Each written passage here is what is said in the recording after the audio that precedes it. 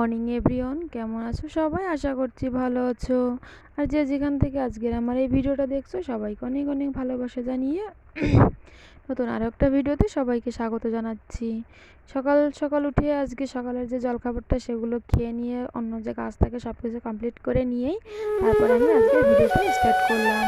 আজকে সকালে চিকেন করব ভেবেছিলাম, যে দেশি চিকেন করব, কিন্তু দেশি চিকেনটা পাইনি, যার কারণে ওই নর্মালি যে চিকেনটা হয় আর কি সাদা মুরগি যেটা, সেটাই করা হবে।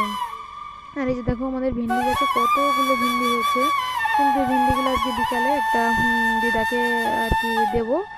তাই আর কি তোমাদের একটু দেখাচ্ছিলাম, যে তোমাদের দেখাচ্ছিলাম আর কি, এই কারণে যে দেখো মানে গাছে অনেকগুলো ভেন্ডি হয়েছে। তো আজকে এই ভেন্ডিগুলো আমরা খাবো না, রোজ রোজ আমাদের গাছ তো আমরা তো খাই, কিন্তু ভাবলাম যে আগের দিন ওই দিদাটাকে দিয়েছি, তো ভাবলাম যে বয়স্ক মানুষ একা থাকে, তো আজকেও বেশ কয়েকটা ভেন্ডি হয়েছে, তো এইগুলো আর কি ওনাকে দিব। তো এই যে দেখো এখানে এই যে গাছে একটা কুমড়ো হয়েছে, এখানে এটা হচ্ছে একটা ছোট কুমড়ো, এর নিচে আরেকটা বড় কুমড়ো আছে, যেটা হচ্ছে দেখাচ্ছি। এই দেখো এর নিচে যে ছোট কুমড়োটা, এটাও একটু পরেই আর কি মানে দেখতে পাবে। এই যে উপরে যে ছোট কুমড়োটা, এই কুমড়োটা মানে কি বলবো, কে এসে যে এই গাছ থেকে ডগাটা ছিঁড়ে দিয়ে আর কি কুমড়োটা নিয়ে নিয়েছে, মানে কি বলবো, যে দুঃখের কথা আর কি এখনই বলে দিলাম। যাই হোক, পরে তাহলে কি বলবো। তো যাই হোক, এই দেখো তোমাদের দা ভাই যে চলে এসেছে বাজার থেকে, ওখানে চিকেনটা নিয়ে এসেছে। তো ওকে দেখে আর কি বাবা এই যে দৌড়ে চলে গেল ওর বাবার কাছে।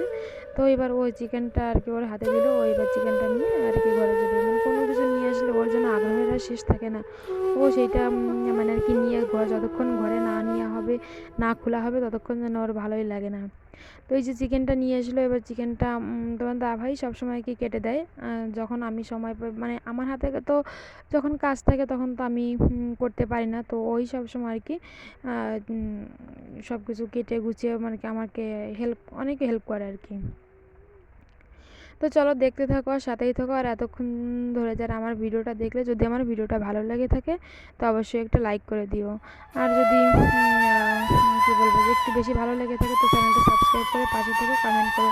তো তারপরে ফাইনালি দেখো রান্নাবান্না হয়ে গেছে, বাবাকে ঘুম পাড়িয়ে দিয়ে তারপরে স্নান করে চলে আসলাম এই যে গোপালের পুজোটা দিতে। তো গোপালের পুজোটা দিয়ে তারপরে এই যে আমি এখানে একটা আর কি একটু শসা একটু পেঁয়াজ কেটে নিচ্ছি। খাওয়ার সময় যদি একটু স্যালাড না থাকে তাহলে ভালো লাগে না, মানে খেতে একদমই স্বাদ লাগে না। তো তারপরে আবার করা হয়েছে হচ্ছে কি একটু মানে কষা কষা চিকেন তুলে রেখেছিলাম, আর একটু কষা চিকেনের সাথে যদি একটু স্যালাড না থাকে তাহলে বলো ভালো লাগে খেতে? একদমই ভালো লাগে না। তো তার জন্য আর কি এখানে শসাটা কেটে নিচ্ছিলাম। আর তোমার ভাই অবশ্য পেঁয়াজ খায় না, পেঁয়াজটা আমিই খাই। আমার একটু কাঁচা পেঁয়াজটা মানে বিশেষ করে মাংসের সাথে একটু কাঁচা পেঁয়াজটা হলে একটু ভালো লাগে। তো তার জন্য আর কি এখানে শসাটা কাটছিলাম। তো চলো পুরো ভিডিওটা দেখতে থাকো, সাথেই থাকো।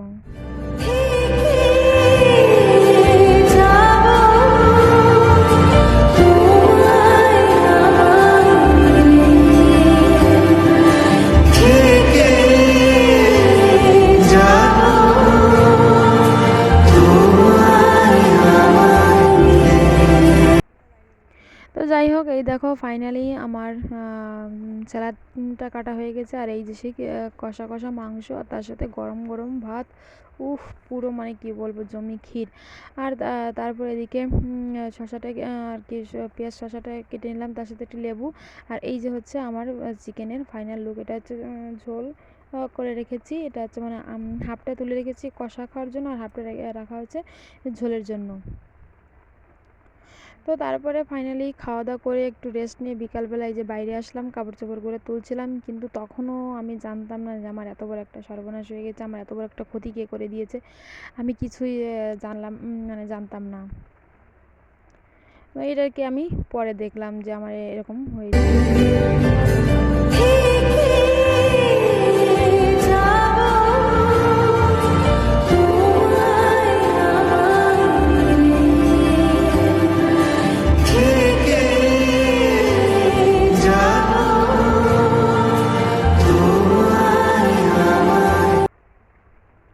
তো এই যে দেখো ফাইনালি ভেন্ডিগুলো কেটে নিয়ে এই যে বাবাকে বললাম ওই দিদাটাকে দিয়ে আয়, তা ওই দিদাটাকে ভেন্ডিগুলো দিয়ে আসতে যাচ্ছিলো, মানে অনেকগুলো ভেন্ডি হয়েছে গাছে।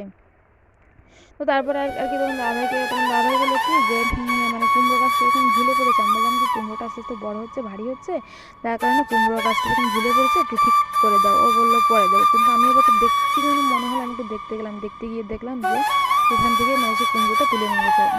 ওইটা হচ্ছে কুমড়ো, মানে ওইটা যে কুমড়োটা তার থেকে আরেকটা ছোটো কুমড়ো ছিল, দুটো কুমড়ো নিয়ে নিয়েছে। আর এটা হচ্ছে এই কুমড়োটা পাতার আড়ালে ছিল, যার কারণে কুমড়োটা দেখিনি আর এটা নিতে পারিনি। আমরা ঘরেই ছিলাম, তার ভিতরেই এত বড় একটা সর্বনাশ করে দিয়ে গেল। তো ভাবলাম যে এটা যদি আবার চোখে পড়ে তো এটাও নিয়ে নেবে, যার কারণে তোমাদের দাদাভাই বললো যে তাহলে আর এটা রেখো না, এটাও ঘরে নিয়ে নাও। তো ওটাও ঘরে নিয়ে নিলাম। কিন্তু কি বলবো, যতবারই ওই কুমড়োটার ভিডিওটা আমি দেখছিলাম, ততবারই আমার বুকের ভিতর ছ্যাঁৎ ছ্যাঁৎ করে উঠছিল। তো ভিডিওটা বেশি বড় করবো না, ভিডিওটা এখানেই শেষ করে দিই।